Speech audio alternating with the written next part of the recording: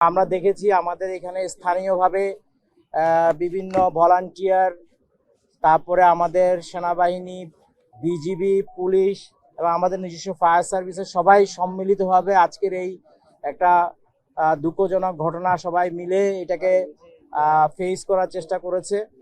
এবং আপনারা জানেন ইতিমধ্যে আমরা 16 জনকে মৃত অবস্থায় উদ্ধার করেছি। এই পরিবারগুলির কাছে আমরা আমাদের দুঃখ প্রকাশ করছি। তবে আমি একটা জিনিস আপনাদের মাধ্যমে আহ্বান করব, আমরা একটু সচেতন হই।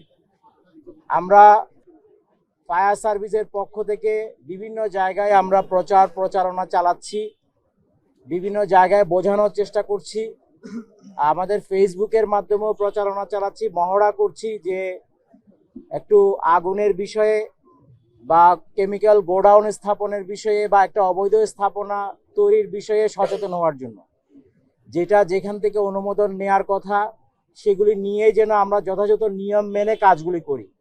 কিন্তু যে কোনো কারণেই হোক আমরা দেখতে পাচ্ছি অনেক জায়গায় অনেক অনুমোদনহীন কেমিক্যাল গোডাউন গড়ে উঠেছে। আপনারা অতি সম্প্রতি আমাদের টঙ্গীর ঘটনাটা দেখেছেন, যেখানে আমাদের দুঃখজনকভাবে 3 জন ফায়ার ফাইটার শহীদ হয়েছে। আমরা এই ধরনের ঘটনা পুনরাবৃত্তি ঘটুক, এটা আমরা চাই না। আমরা আশা করব আমরা ফায়ার সার্ভিসের পক্ষ থেকে আমরা উদ্ধার করছি, প্রচারণা করছি, সবই ঠিক আছে, কিন্তু সমাজকেও এগিয়ে আসতে হবে।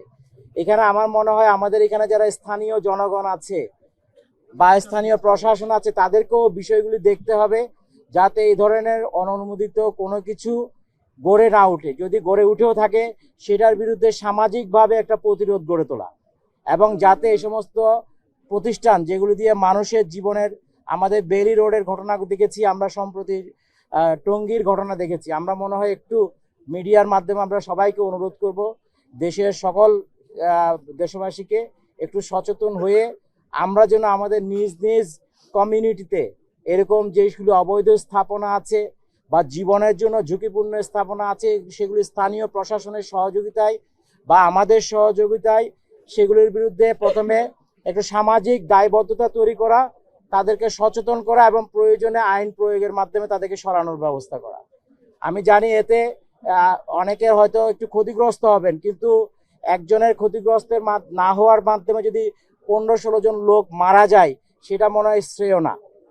আমরা একটু আপনাদের মাধ্যমে একটু বলবো, আপনারাও আমাদেরকে সহযোগিতা করেন। আপনারা যথেষ্ট সকাল থেকে সহযোগিতা করেছেন, মিডিয়ার মাধ্যমে একটু প্রচারণা চালান, সামাজিক ভাবেও যেন এই সমস্ত যেগুলো অবৈধ প্রতিষ্ঠান গড়ে উঠবে তাদের বিরুদ্ধে মানুষকে সচেতন করে তোলা হয় এবং প্রয়োজনীয় আইনানুগ ব্যবস্থা নেওয়া হয়। বিল্ডিং কোড সাধারণত রাজুক দেখে, তবে আপনারা তো স্ট্রাকচার দেখেই বুঝতে পারছেন এটা থাকার কথা না। হ্যাঁ, ধোঁয়াটা উঠছে কারণ ওখানে কেমিক্যাল আছে। আমরা দেখার চেষ্টা করেছি, আমরা একটু সময় নিব। কারণটা হচ্ছে ওখানে প্রচুর কেমিক্যাল আছে এবং এটা কম্বিনেশনটা বিভিন্ন ধরনের। তো যেহেতু কেমিক্যাল দুর্ঘটনা কিন্তু ফেস করতে হয়, একটু সময় নিয়ে কিছু প্রোটোকল আছে, সেগুলো আমরা মেনে চলতেছি সময় দিয়ে। এটা হয়তো কয়েকদিন সময় লাগতে পারে। এটা কালকে সকালে আমরা আমাদের একটা বুয়েটের প্রতিনিধি দলও আনবো, ওনাদের মাধ্যমেও আমরা ব্যাপারটা দেখব, দেখে আমরা ফার্দার সিদ্ধান্তগুলি নিব। বাট এখন যে অবস্থায় আছে এটা আমি যেটা বলবো, আমাদের জন্য আপাত দৃষ্টিতে নিরাপদ মনে হলেও আমাদেরকে সতর্ক থাকতে হবে। হ্যাঁ, আগুন নিভানো আছে, কিন্তু আগুন আবার হয়তো জ্বলে উঠতে পারে, সেই জন্য আমরা সতর্ক আছি। এই জন্য রাতেও আমাদের এখানে লোক থাকবে, ফায়ার ফাইটারও থাকবে। যদি কোনো ধরনের ঘটনা ঘটে তাহলে সাথে সাথে আগুনটার ব্যাপারে যেন ব্যবস্থা নেওয়া যায়। না, 12টা ইউনিট আমরা স্কেলিটন ফর্মের একটা ইউনিট থাকবে, কাজ চলছে। আগুন নিয়ন্ত্রণে আছে কিন্তু নির্বাপন বলা যাবে না। আগুন নিয়ন্ত্রণে আছে, কিন্তু যেহেতু কেমিক্যালের আগুন, এটা একটু সময় দিতে হবে। এটা অন্য আগুনের মতো দ্রুত নির্বাপন হয়ে যাবে না। দ্রুত নির্বাপন করতে গেলে দুর্ঘটনা ঘটার সম্ভাবনা আছে। আমাদেরকে একটু দেখে আস্তে ধীরে সিদ্ধান্তগুলি নিয়ে, টঙ্গীটাও আমরা প্রায় 7-8-10 দিনের মতো লেগেছে, এটাও আমরা চেষ্টা করছি বোঝার জন্য। তাহলে আমরা বলতে পারবো এটা আসলে কতটুকু সময় লাগবে। কারণ আমাদের কাছে আগে স্থানীয় জনগণের এবং আমাদের নিজস্ব জনবলের নিরাপত্তাটা প্রধান। কারণ যারা ক্ষয়ক্ষতি হওয়ার তাদেরকে তো আমরা অলরেডি উদ্ধার করেছি। এখন আমরা চাই না ফার্দার কোনো ক্ষয়ক্ষতি হোক।